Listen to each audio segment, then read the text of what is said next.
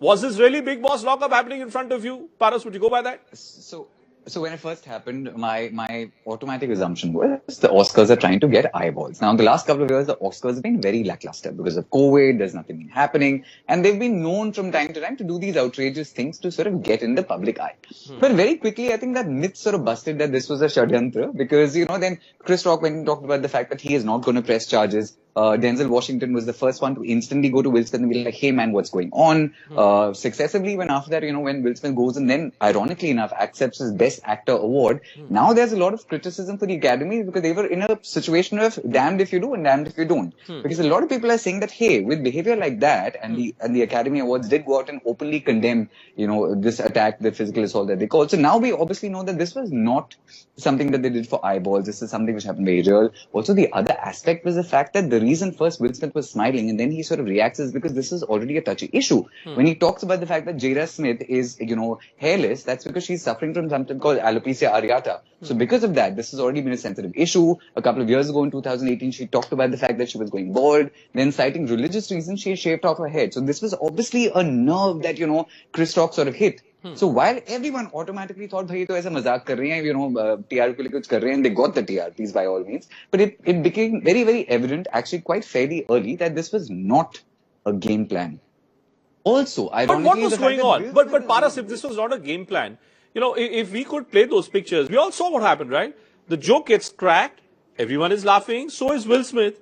Then suddenly something happens and he gets up and he punches the daylights out of him. Was it a late realization, according to you, for Will?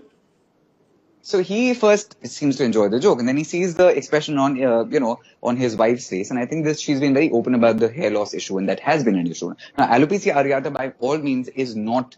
It's not a death sentence. It's a hair issue. It's when your body starts treating your hair as a virus and eats it up. So it is a manageable issue, but it is an issue which he's dealing with. So I think his reaction was like, okay, this is funny. And then he says, "Yaar, meri biwi ko pasand nahi aaya. I should obviously not go with this line." So when he also goes and slaps, until Will Smith comes back and then starts abusing, I think that's when people said, hey, hang on, this is probably not a gimmick. The ironic part is this is Will Smith taking matters into his hands so violently because, see, the current generation doesn't know Will Smith as an actor so much. They know him as a motivation speaker because he's very big with Gen Z on his Instagram as a motivation guy. So the fact that he, then sort of clarifies it in his speech and say, hey, I pretty much played like a father who's King Edward, which is what he anyways got the award for. A lot of people are now also saying, hey, come on, man, but we should not have been applauding this guy who pretty much, this was like a bar night which he just did.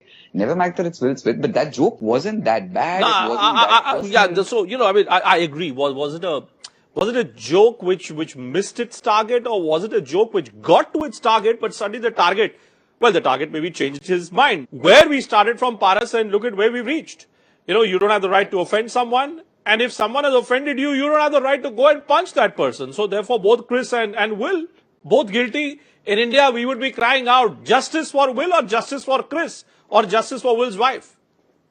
In fact, I'm so surprised even by, like in my head, I would just think the fact that there's a man assault would trump every other thing. First of all, that joke was not that derogatory. There was a sexist angle that was given to this conversation, which it isn't the case. He's simply making fun of the fact that just like there's G.I. Joe, there is G.I. Jane. So if he would have made a joke about, say, Dwayne Johnson, who's also someone who doesn't have hair, playing G.I. Joe, people would not get offended. Suddenly, I feel what happens is, in this case for me, the fact that there is a man assault is much bigger than the fact that there was a joke which was not even that offensive. So especially if she had something like cancer, if there was something life-threatening and somebody's making a joke with, I still understand. This is a simple hair issue which is by no way life-threatening, and I say this as a beauty and a skincare expert. Alopecia areata is not the end of the world, right? But the fact that I'm also surprised even on the panel that people who say, but hey, Susan, I'm coming. One moment, Susan, I'm coming to you. 1 moment. Let Paras make his point. Yeah, Paras, go ahead, complete it. Precedent for the fact that now people think they can just get up on stage and slap anyone. You're actually in some way just saying, hey, the joke was terrible, but we are okay with people hitting someone. Now, that for me is a much larger socio-political issue. Okay. Susan, you wanted to come in? I understand what you're trying to say, but to downplay the fact that a woman is losing her hair, I don't know you understand how traumatizing it is and what kind of a underlying disease that is. Even if you take the joke and you put it on somebody else, the joke in itself, I'm not understanding why you have to take somebody's medical condition to make a joke about something, because it goes deeper. G.I. Jane was a movie that was not doing well on top of it. It was a complete flop, and the actress who had acted her heart out, it was not working. So on top of it, you're not only comparing a woman who has a medical condition with a movie that was a flop, like on top of it. Yeah, so I don't know if that is a known fact that G.I. Jane didn't work. I take your point, but but Susan, let me put it this way. I'll just go to Paras for a moment. I'll come back to you, Susan, on this one. Since we're talking about hair and we're talking about a clinical, a medical approach to hair. Paras, tell me, if you and I were to be together at let's say at a club, and let's say if you were the the stand-up artist that day, and if I was sitting in the front row, I mean, you know me, Paras, right? You crack a joke at the fact that I don't have hair. I'm bald, right? And there are all kinds of jokes which can be made about people who have no hair. Should I be offended? Should I say, no, Paras, you've insulted me, and should I can't? Hopefully, I won't go and knock you out. But would that be acceptable form of comedy? Because you're not talking about a clinical or a medical side to hair loss. Is that at play here, Paras?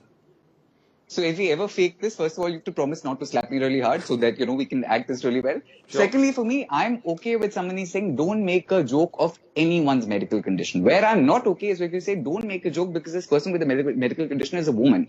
So I don't think this angle needs a sexist angle. If you have a general problem with people making fun of anyone's medical issue, that's perfectly fine. I have an issue when this becomes unequal and you say, hey, because she's a woman, you have to be more careful. In a world of equality, someone like me who's an LGBTQ activist, I say no. The idea of equality is the fact that you say you have an issue with someone's health condition, I'm with you on that.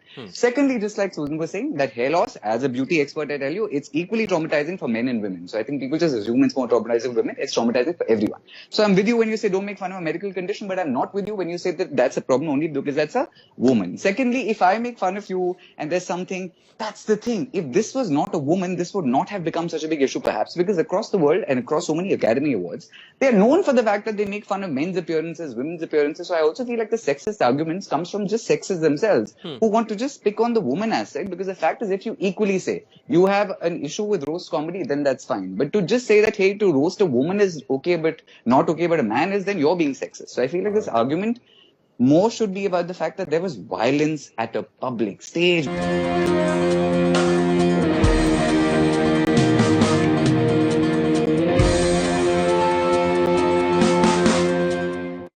देखेगी इसे